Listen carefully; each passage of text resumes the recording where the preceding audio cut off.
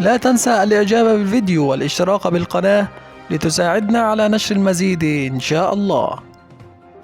على ملعب الدار البيضاء سيدخل نادي مولودية الجزائر تحدٍ صعبا، وذلك عندما يلتقي وفاق سطيف لحساب الجولة الرابعة من الرابطة الجزائرية المحترفة لكرة القدم.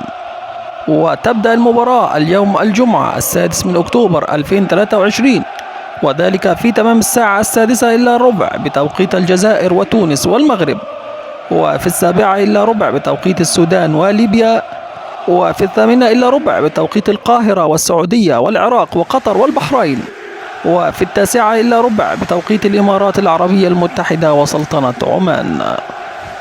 ويحتل مولودية الجزائر المركز الثالث في جدول ترتيب الدوري الجزائري برصيد 6 نقاط من 3 مباريات، بينما يقبع وفاق سطيف في المركز التاسع برصيد 3 نقاط من مباراتين.